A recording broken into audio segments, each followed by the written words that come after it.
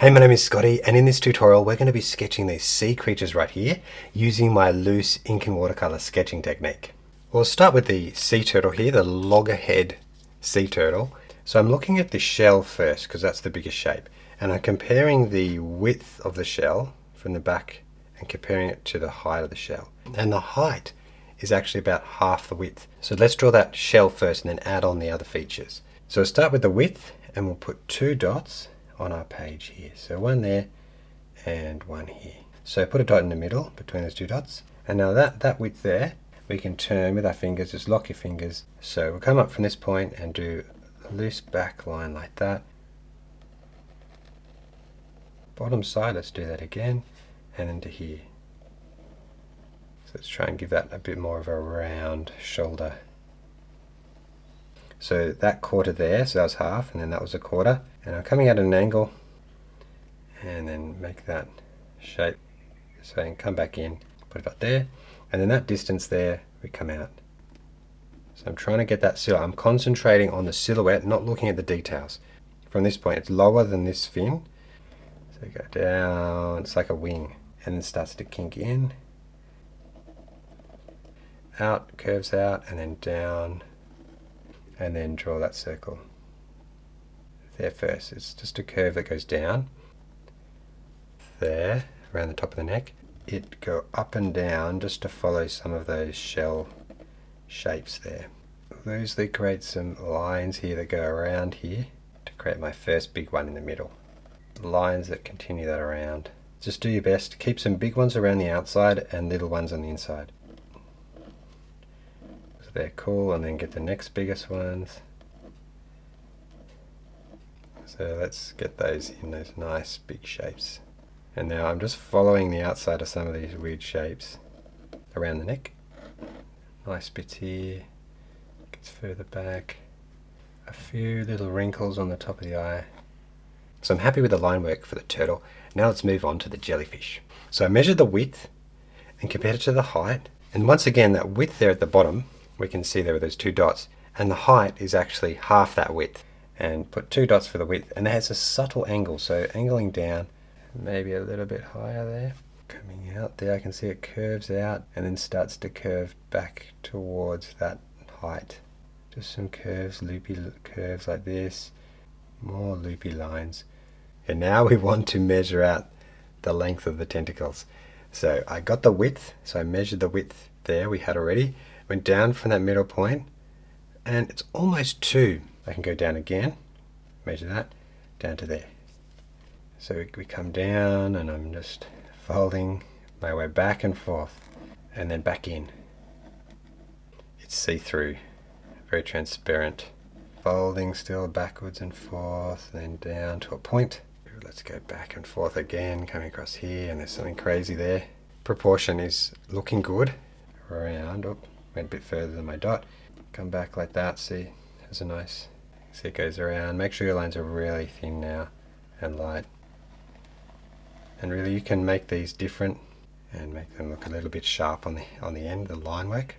So down through there, something like that, and then in between this section, this needs more detail here. So just draw the big ones at first. There's a big one that comes here. There's ones in between that are medium size. There we go, we've done this complex jellyfish. Now moving on to the crab down this bottom corner. I'm going to put that there. The width of the middle of the body there is about the same as the height, but including the eyes. Let's put 2 dots for the width of the head, and then we'll go up that same height to here. So curving out a bit here, scooch in like that, and then leave a gap, and then across, and then down to this point here.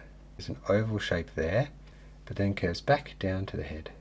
So we're going around, let that same distance coming out there, and put a dot. And that height here is the same as the distance is the length of this crab arm. Let's sketch that shape. Let's do this outline down to there, curve out there, then coming right in a section here, and then it curves down. See how it curves like that, and then comes out to that point. That's where that leg comes out the furthest, and I'm putting a dot, and I'm just now comparing the angle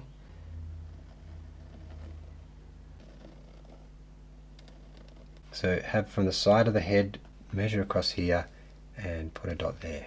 So it goes up, and once again, it doesn't matter if you don't get this totally right, just have a good guess. So from this point here on the crab, come straight down. So now I know the two legs end here on this width. So let's go out to there, a little bit curvy, and down this side. Draw how they connect to the body here. So one shape like this, and draw this shape, sort of like a wobbly circle. I just love how strong they look. And it goes in, up in the middle, and then down, and then up. Has this weird sort of wave. So now I'm going to do that shape, and add just light lines here. Shows that big pincer there. Oh, they look like spider legs, don't they? These little hairs that come off. To add creepiness. Now I think that is enough. The last sea creature we're going to sketch is the Nautilus. So let's put a height here, and then we can put a little dot between, halfway between those points. Measure half and come out there for the back. Let's grab that width and go here. So if I do another dot in here and come out this far here. Let's go up this ancient creature.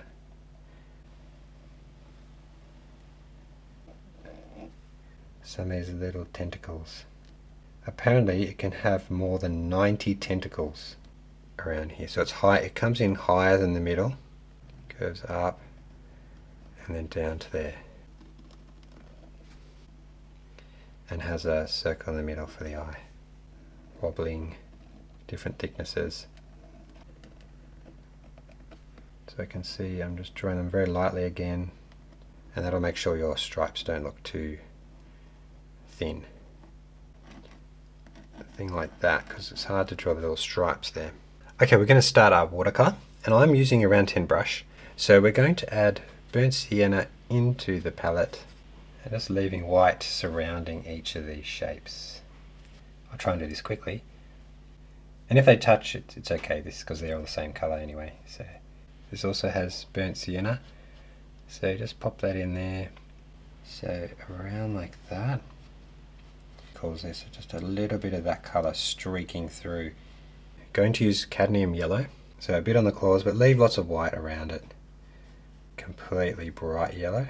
And then use cadmium red. This color, look at that. So nice bright. And then this leg. I'm not touching the yellow, I don't want it to touch. We'll leave that orange going down there and put it in darker later.